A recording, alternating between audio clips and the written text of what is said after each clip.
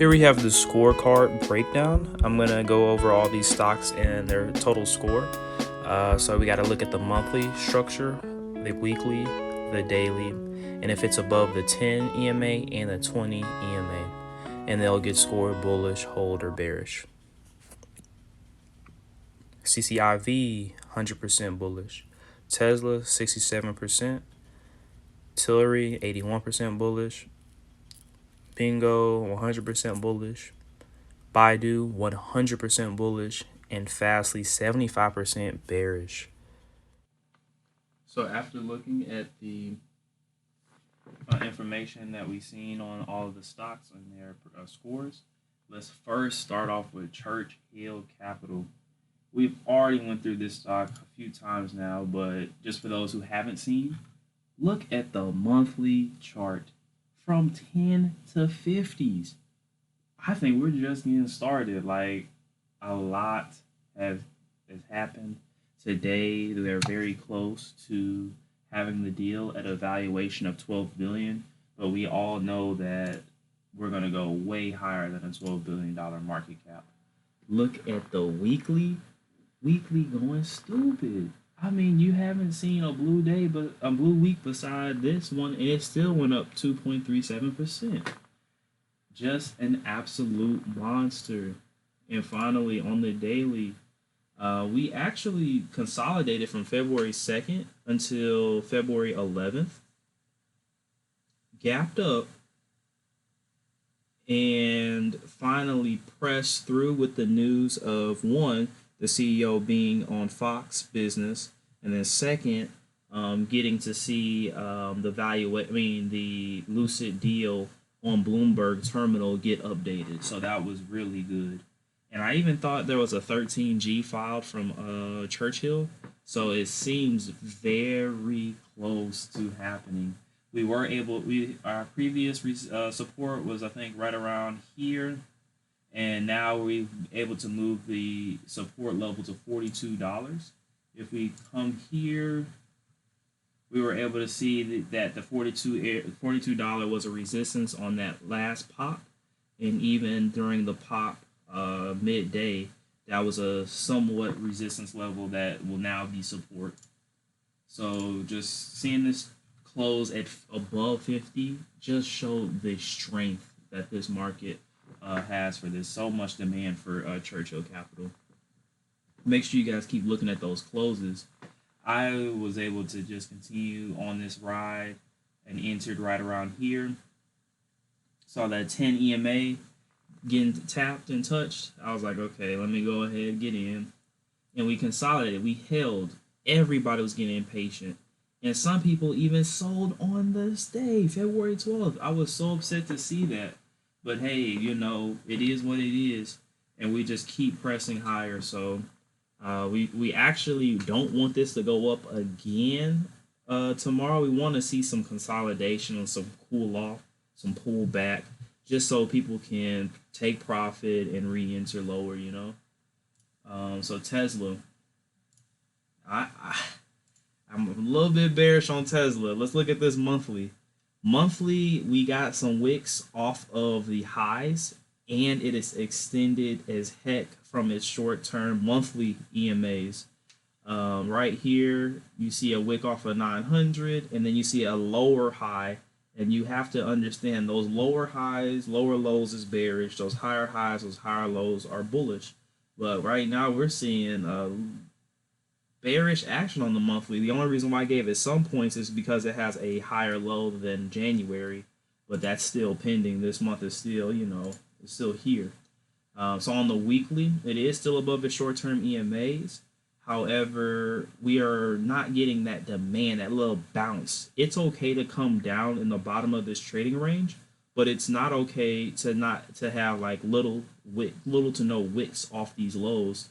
Right here, we keep retesting this level, but we're not getting that major bounce that there's a lot of demand for Tesla. So we had those inside days, and now we've actually lowered our opening price. So last week we opened at $868. This week we opened at $820. So it's just not looking good as far as price stabilization. Over here, we did break 800 on Friday. However, we did close above. We went and all the way closed all the way up to 817. However, we closed again below 800 like we did here. It's important to look at the closing prices and to see we are below the short-term EMAs, below 800 on the close. If we get a break of 785, 780, got to get those puts. You got to get those puts to 760. The 50 SMA is still there, but for a quick day trade, you're gonna profit off those break of lower days, because that was supposed to be support. It really was support for the day, 785, and then bounced and closed higher. But if the support breaks at 785, you're probably just gonna go lower, folks. Probably just gonna get lower. So I'm pretty bearish on Tesla, actually. A lot of news and a lot of volumes going probably to Churchill Capital. So just be mindful. This is still Tesla, and Elon loves to squeeze shorts. So let's just see. Tilray. Let's see what's going on with Tilray. So I gave this some good points on the monthly. It did base out and now curling and above the short-term EMAs, which is amazing. I even like to see high wicks like this, just to go to show that this thing got energy. I mean, to see a high wick and then come down, but still be a bullish candle, I like that. It just goes to show that this little guy has some energy. Weekly, continuous days up. I mean, we had this little flag on the daily, little wedge, downward wedge or whatever, but we were able to break through that previous high around $23 and kept climbing. So really good to see that volume as well last week.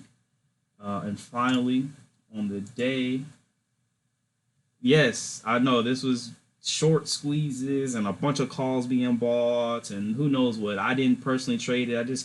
I can't trade stuff that just goes too high, too quick, So I just watched this on the sideline, and it was crazy to see such a flush right there. Really could have profited off of some puts, seriously.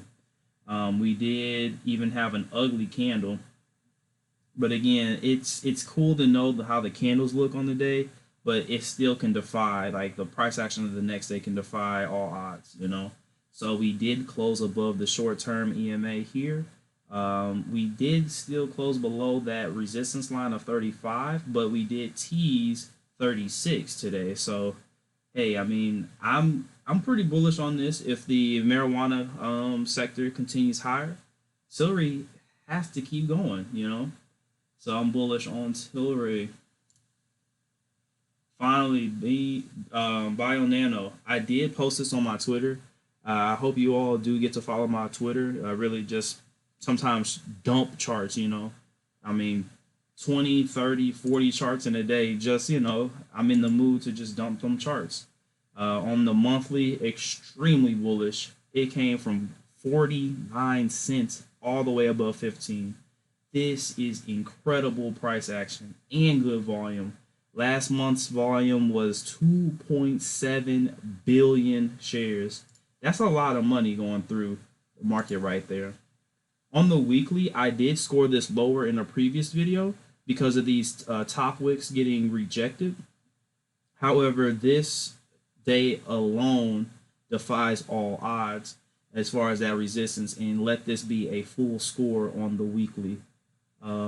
Breaking above that $14 was incredible. And then finally on the day, I love a gap, a dip, and then a finish higher. We were able to gap above $14, retest $14 whole dollar support, and I love whole dollar supports, and finally close the day over $15. This is a clean breakout. You saw the gap up, you enter there, you gap up, you add more on the whole dollar support approach, and you just ride those gains, man. You just ride those gains. So I'm very bullish on the genomics industry because Kathy Woods already has a ARC ETF for genomics. So she is in the loop of innovation. And to see this guy break above $14, like on a gap up, retest it, and close above 15 shows extreme strength. It was a 14% day. Baidu, I also talked about Baidu before. Monthly chart. Come on, guys. We're trading in all-time highs. All-time highs means demand. If you see price trading higher and higher, sure, our logic says don't trade it because it's too expensive, but we are trying to trade momentum. You know, maybe investing at this price may be crazy, but we're trading it, and trading at high prices just goes to show that we're trying to trade great momentum, great bullish action. So on the weekly is above the previous high from last week, which is incredible.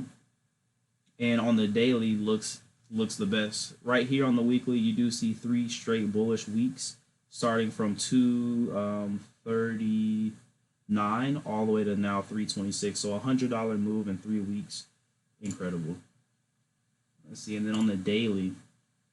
So on the daily, we actually went up to 265, pulled back all the way to the 20 EMA at 230, and broke through 265, the old resistance line, February 5th, pressed all the way to 300, consolidated, and now higher.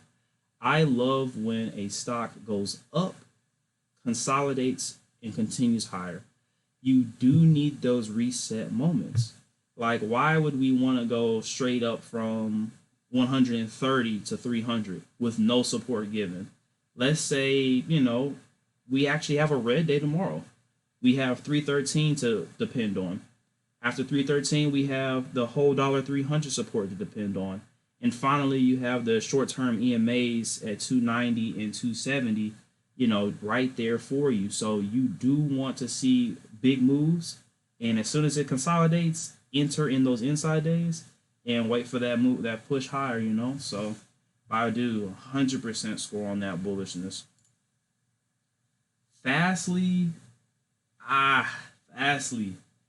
Now, we previously had like a crazy gap down earlier in last year. I actually was like at the gym and had saw this and really didn't know what to do. I decided to buy the dip. You know, it was a crazy dip.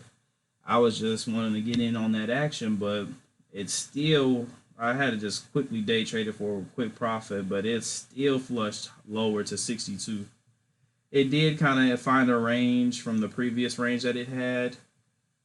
T's 120 got rejected hard, very hard, and I didn't even draw that line. But that was a previous resistance line as well right here in August. So rejected that line and now has gapped below $100. I mean, below the short-term EMAs.